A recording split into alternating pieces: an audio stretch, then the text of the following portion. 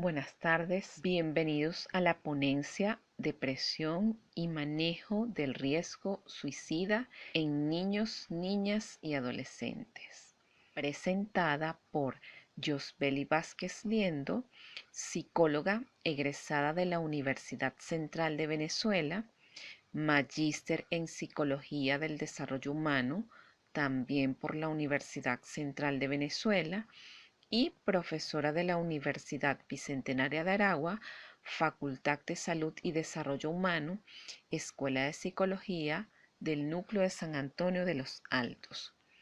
Comienzo esta disertación invitándoles a reflexionar acerca de si la depresión y el suicidio en niños y adolescentes se consideran temas tabú, por lo cual les pregunto, ¿sabrían identificar ustedes la depresión en niños, niñas y adolescentes, así como las conductas suicidas? La depresión y el suicidio en niños, niñas y adolescentes se considera un tema tabú dentro de las familias y en la sociedad en general, por lo cual es importante la psicoeducación para saber identificar estos comportamientos de riesgo. En los últimos años, y en especial a raíz del confinamiento por la pandemia COVID-19, ha venido tomando mayor importancia en el área psicológica el tema de la salud mental infanto-juvenil, la depresión y el incremento alarmante del número de suicidios en esta etapa evolutiva, por lo cual en la siguiente ponencia se dará a conocer en primer lugar la definición de ese trastorno, las formas clínicas de la depresión en las diferentes edades, las causas y el tratamiento de la misma. Luego se hará énfasis en las consideraciones relevantes acerca del suicidio y por último estrategias para la prevención de las conductas suicidas en niños, niñas y adolescentes. La depresión en el lenguaje común es sinónimo de tristeza y esto lleva a una enorme confusión que se explica quizás porque es la única entidad clínica que se llama igual que un estado de ánimo.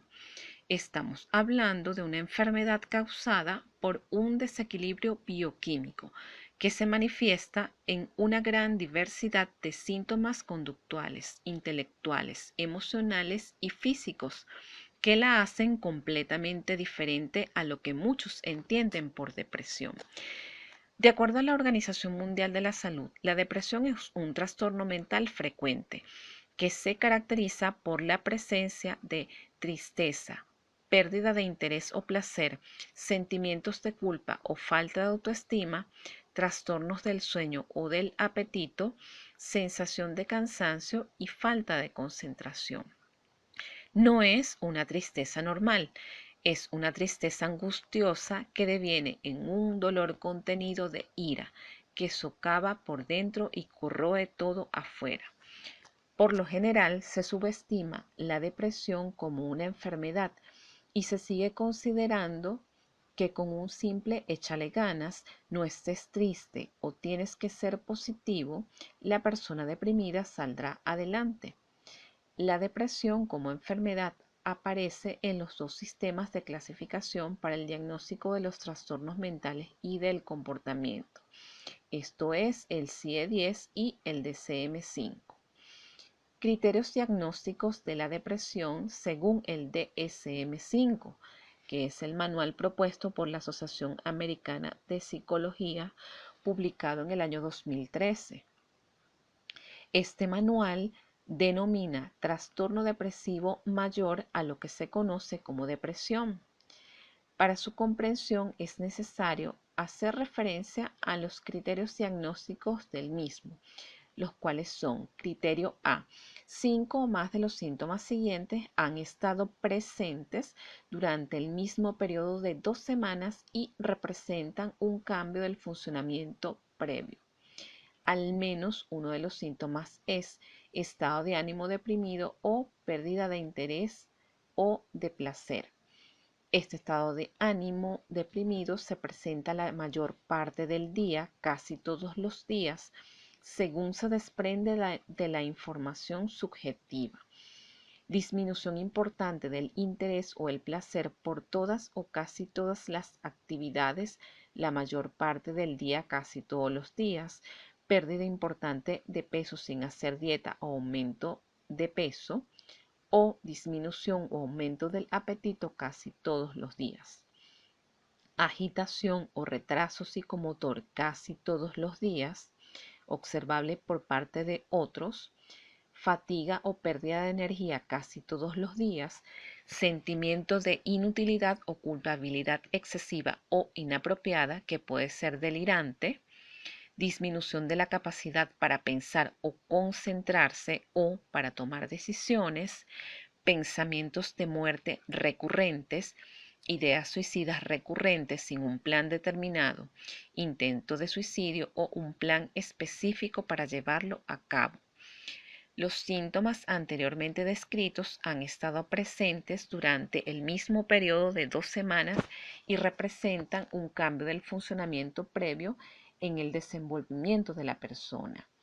El criterio B, los síntomas causan malestar clínicamente significativo, deterioro en lo social, laboral u otras áreas importantes del funcionamiento.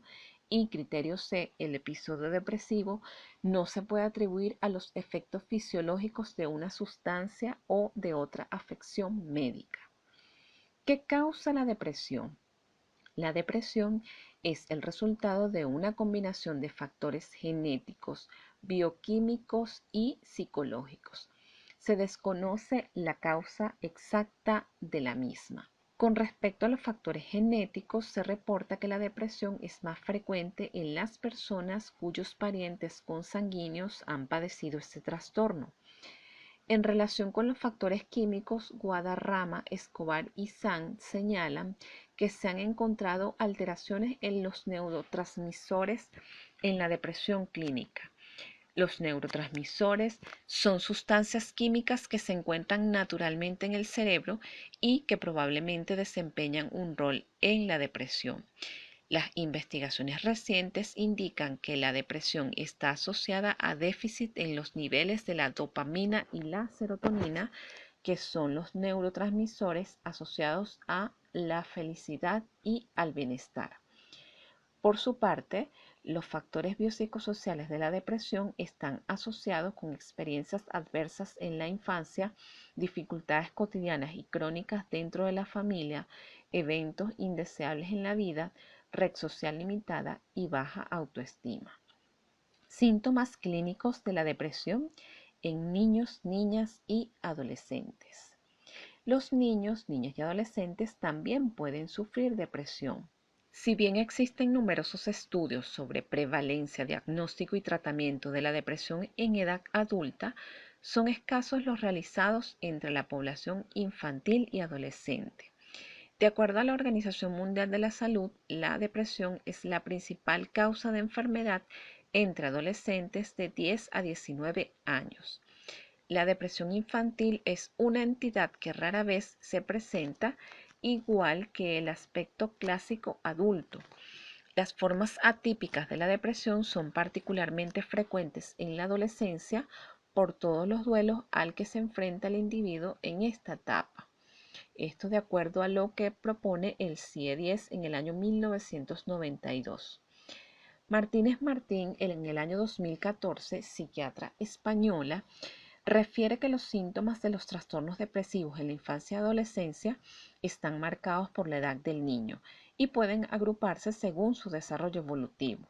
Los síntomas clínicos en los niños menores a 7 años son los siguientes: ansiedad, irritabilidad, rabieta frecuente, llanto sin motivo, quejas somáticas, pérdida de interés por sus juegos preferidos, cansancio excesivo o hiperactividad, abulia. Pueden evidenciar también dificultad para lograr un peso acorde a su edad cronológica, retardo psicomotor o dificultad en el desarrollo emocional.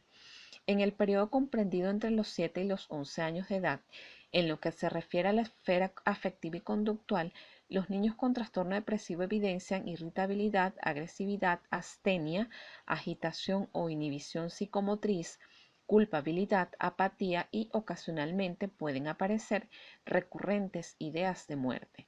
Dentro de la esfera cognitiva y la actividad escolar puede observarse baja autoestima, falta de concentración y bajo rendimiento escolar.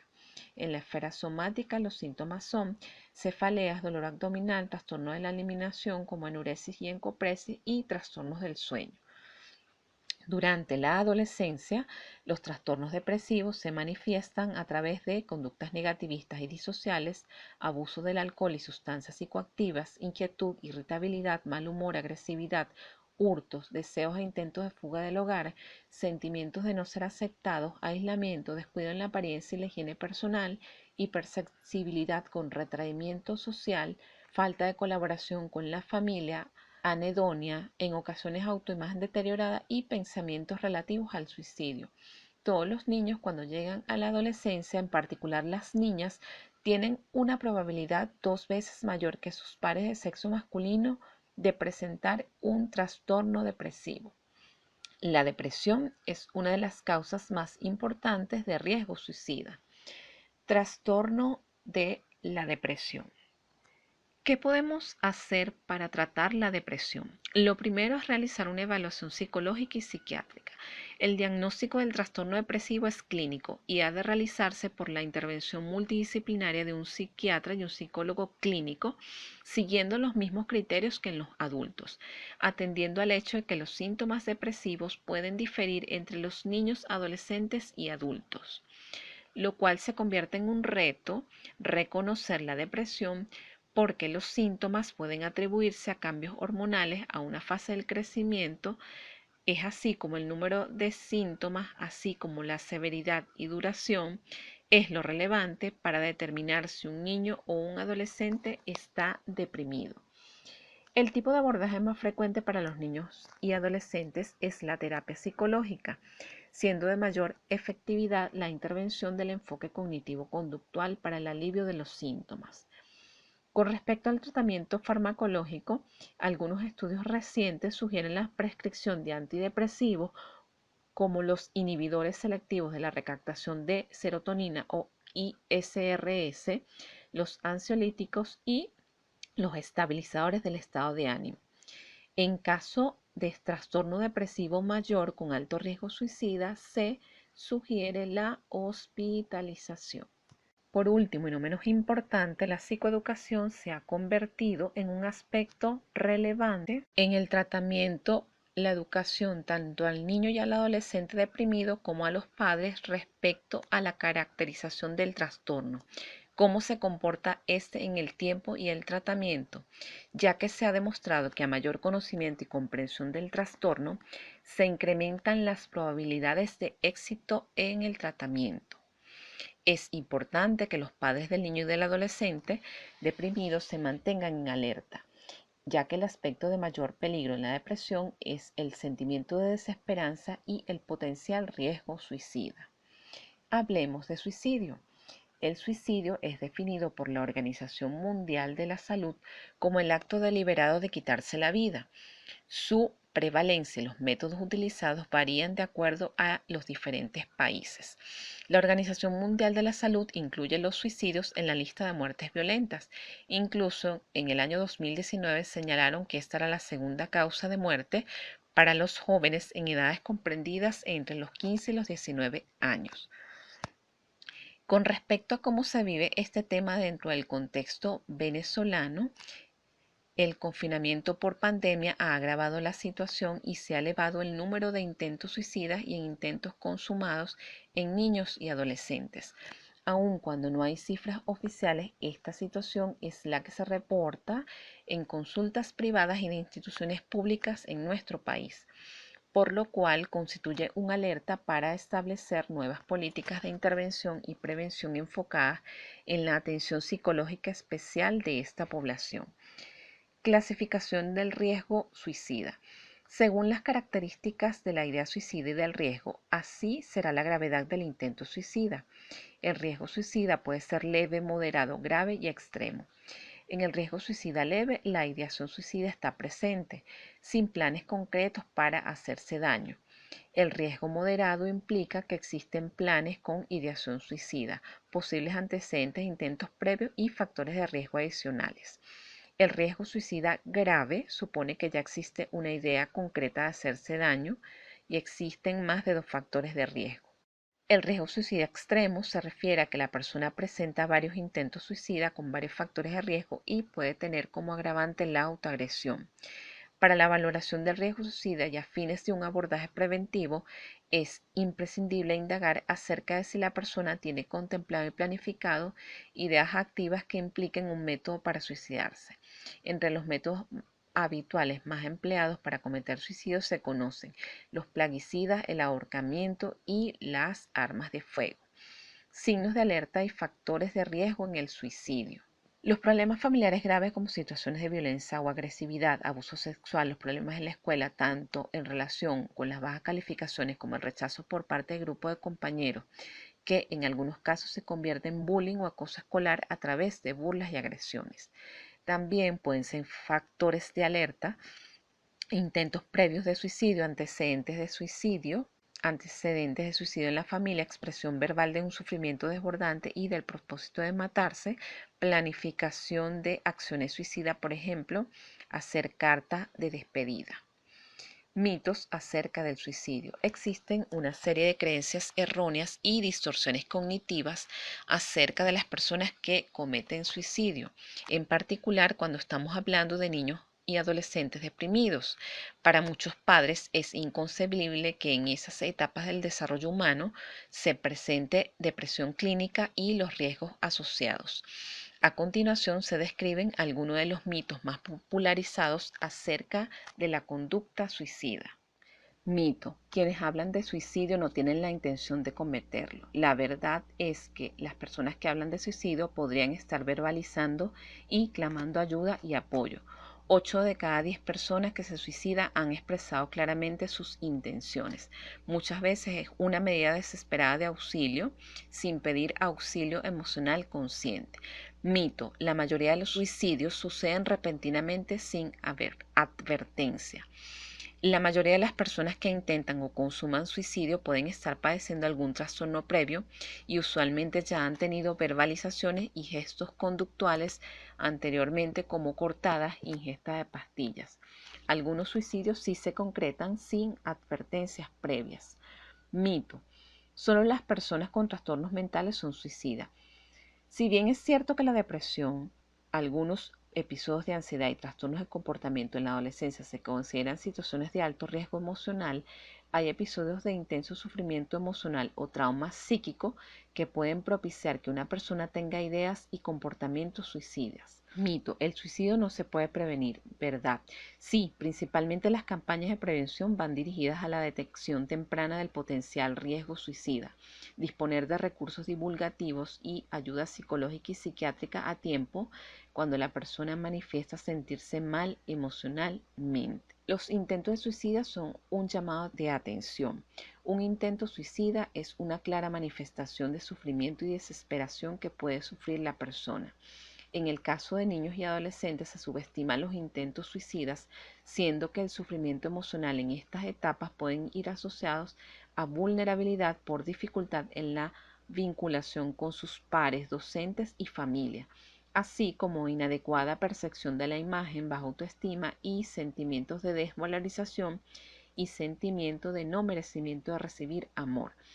De acuerdo a los mitos planteados, puede observarse que la educación emocional acerca de la autoestima, la importancia de mantener vínculos positivos, ser empáticos con las necesidades afectivas de los niños y adolescentes y concientizar sobre la existencia y aumento de trastornos depresivos en la infancia y la adolescencia son tareas de urgente abordaje para la sensibilización de este tema de salud mental que nos atañe no solo a los especialistas del área psicológica, sino a todos. Prevención y manejo del riesgo suicida en niños y adolescentes. Dentro del estudio de la depresión y manejo del riesgo suicida en niños y adolescentes es importante aportar estrategias generales dirigidas a la prevención. Desde la familia, prestar un apoyo afectivo incondicional, entrenar a los niños y adolescentes a que pidan ayuda cuando la necesiten y de enseñarles a afrontar emociones y situaciones negativas. Al momento de corregir y disciplinar, evitar sermones y propiciar conversaciones de tipo reflexivo. brindar información y educación emocional acerca de los síntomas, las causas y el manejo de la depresión y suicidio en adolescentes como parte de la prevención primaria con niños y adolescentes en la familia y en la escuela mediante la psicoeducación y apoyo emocional. Concientizar y sensibilizar a las familias en prestarle importancia a las verbalizaciones y llamadas de atención en los niños, niñas y adolescentes. Recurrir de manera frecuente al uso de caricias verbales y demostraciones físicas de afecto para que se sientan nutridos emocionalmente, lo que repercutirá en el desarrollo de una sana autoestima. Desde lo social, incorporar en los proyectos públicos gubernamentales y no gubernamentales la creación de líneas de atención telefónica dirigida por psicólogos, psiquiatras y médicos generales para la valoración física y mental de niños, niñas y adolescentes en situación de depresión y potencial riesgo suicida. Entrenamiento y actualización constante de psicólogos, psiquiatras y otros profesionales que trabajen con la población infantil y adolescente en primeros auxilios psicológicos dirigido al manejo de los trastornos depresivos y valoración de la conducta suicida en niños y adolescentes. Trabajar en estrategias educativas de conocimiento de la depresión infantil, desmitificar los estigmas y prejuicios que existen hacia las personas que sufren trastornos depresivos con riesgo suicida, sensibilizar a los padres en el hecho de que sus hijos, niños y adolescentes también son vulnerables a padecer un trastorno depresivo, alertar acerca del incremento de los índices del suicidio en la niñez y adolescencia agravado por la pandemia. Todas estas orientaciones hacen que el suicidio sea un hecho que se puede prevenir. Está bien hablar de suicidio. El conocimiento propiciará que deje de ser un tema tabú dentro de las familias y la sociedad. Preguntar sobre el suicidio no provoca el acto en sí. Ahora se conoce que la persona suicida realmente desea acabar con el sufrimiento psicológico, no con su vida. Esto viene dado por sus pensamientos negativistas y la visión de túnel. Por lo general, hablar reduce la ansiedad y ayuda a las personas deprimidas, en especial a los niños adolescentes, a sentirse escuchados, comprendidos y aliviados. De allí la importancia de pedir ayuda psicológica para disminuir el sufrimiento y recobrar el equilibrio emocional vivenciado una vez se presenta un trastorno depresivo. Para concluir, espero que haya sido de provecho esta información para la comprensión del sufrimiento psicológico del niño, niña y adolescente deprimido. Tener el conocimiento para saber cómo actuar. Recordemos que los niños, niñas y adolescentes en riesgo de suicidio pueden sufrir vulnerabilidad psicológica o mental que les impide verbalizar la ayuda. La principal fuente de apoyo son los padres y su círculo más cercano de amistades y otros familiares. Muchas gracias por su atención.